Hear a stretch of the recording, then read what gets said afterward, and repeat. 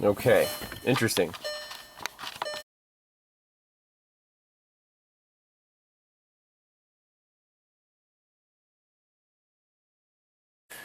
Everyone, welcome back to Pine Hollow Auto Diagnostics. Winter is here and we got called in on this 2012 Volkswagen Tiguan 2.0 TSI four-wheel drive. Customer complaint is it barely runs. It said the problem has been kind of getting worse and right now it's not drivable. It has 117,000 miles on it. Codes stored, we got 11 codes. Some of them are repeats, but fuel rail system pressure too low, P0300 through 04, all the cylinders are misfiring. Idle control system, RPM lower than expected, fuel system too lean, fuel pressure too low. So, right off the bat, these turbocharged direct injected engines are known to carbon up the intake valves and they'll run like crap. But we are setting some fuel system pressure low codes, so there might be another problem. First thing you want to do is check the oil. Obviously, this thing looks pretty dirty, it's all leaky. The oil level is quite high, like it's overfilled and it looks like black and like a diesel engine. Does it smell like gas? Yeah, it definitely smells like gas. So, are we dealing with an internally leaking fuel pump on the direct injection that's filling this crankcase with fuel? That's a very real possibility. Why would the oil level be so full? You can see it was changed, well, about 10 months ago, and the little sticker says 114. Now I don't know if that's when it was changed or when the next change is. I'll ask the owner, but then it's written here 118, so maybe it's a 4,000 mile change interval and he's got another 1,000 miles to go. Let's start this thing, see what it does, look at some data here and see where this goes. By the way, there's also a fuel pump relay code stored, so keep that in mind, 01259 in the central electronics module. Again, that's a variable. We can see if we can control the fuel pump relay from this module. If you go to actuation test, okay,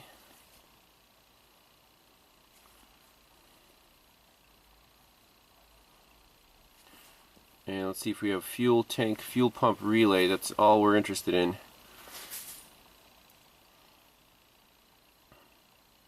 So start. Critical condition not met. Okay, well, that's not very useful. But let's clear out all these codes. Start from scratch. If there's a problem, obviously they'll come right back.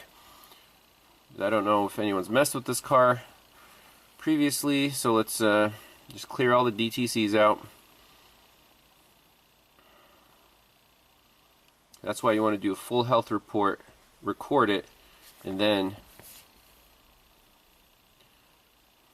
you can clear all the codes out, reboot it.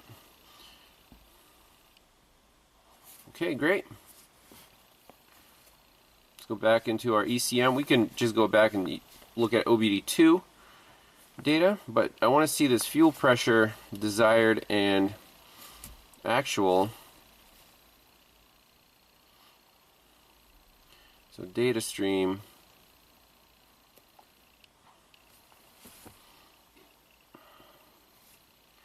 Let's read mass airflow sensor, engine speed, lambda control, coolant temp, and let's see, fuel. I'll find it. You can use the search function since there's 400 data PIDs. Fuel There you go, fuel rail pressure actual, fuel rail pressure spec, fuel pump duty cycle. Let's just look at those. Okay.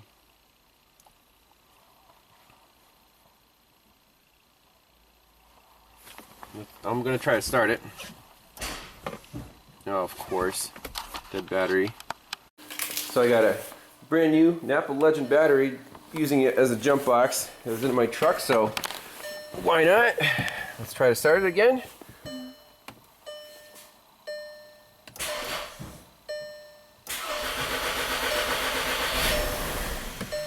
Okay, what's our fuel pressure?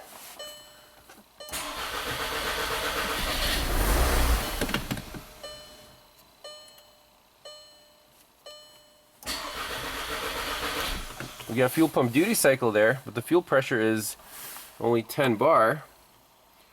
It's supposed to be 48.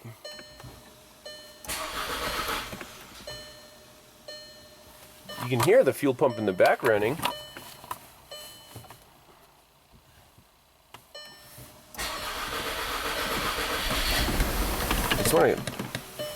It tries.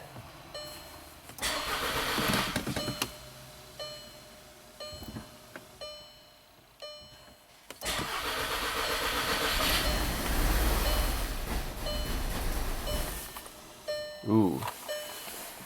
Let's try this again.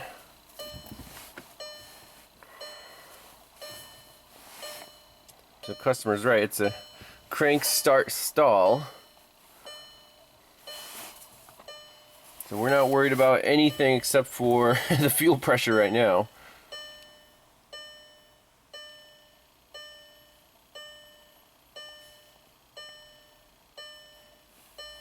See fuel.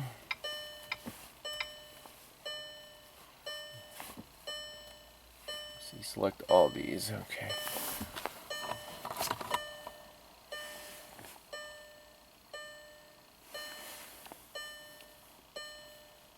So just those two data PIDs right there. Let's graph them. 48 desired, 10 bar actual.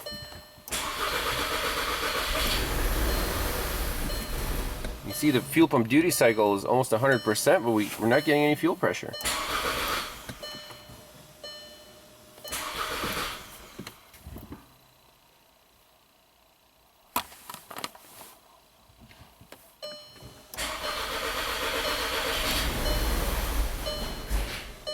Okay, interesting.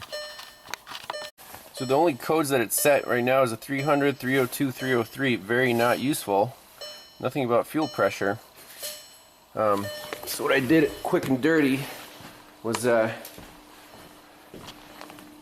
just disconnect this quick fitting on the low pressure side. So you push the hose down, you pull that little release tab up and slowly release that.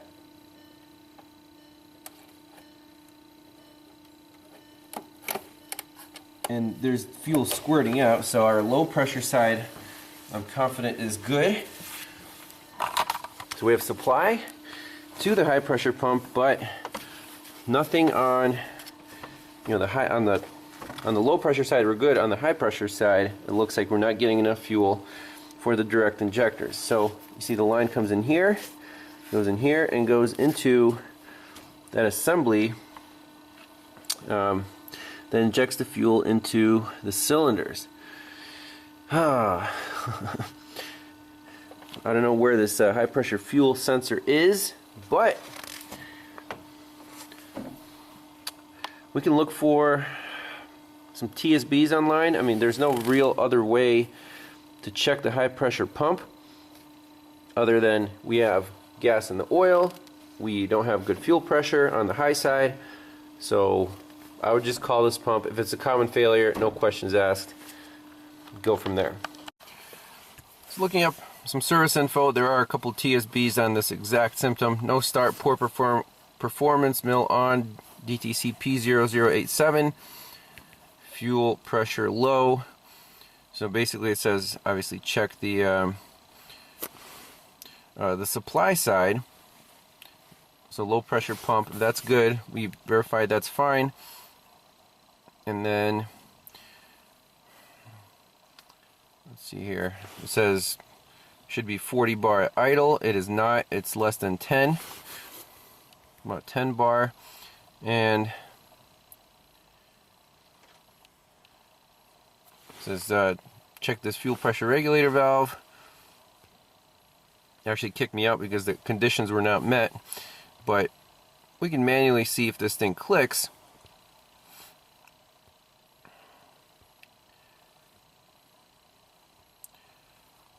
An audible click sound coming from the high pressure fuel pump should be heard. It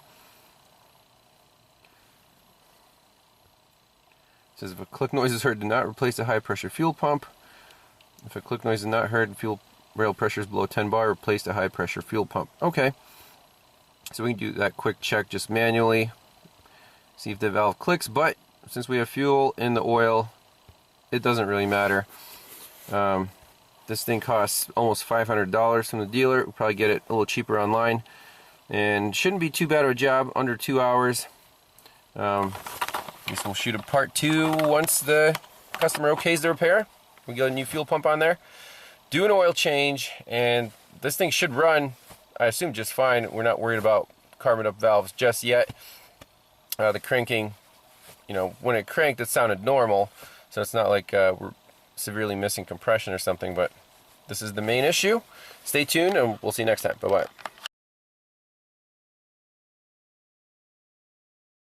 So we're just doing a manual check of this fuel pressure solenoid on the high pressure pump. The resistance is only 0.5 ohms, so this thing draws, let's see, if it was 1 ohm, it would draw 12 amps. Is it shorted? I don't know, but we'll manually just jump power to it, see how many amps it carries, and see if it clicks. Alright, here we go. So we're measuring current. I'm just going to touch it. No click. It's toast. Wow, almost 20 amps of current through there. So I'm wondering if the computer here set a code for the continuity of this valve. Let's see.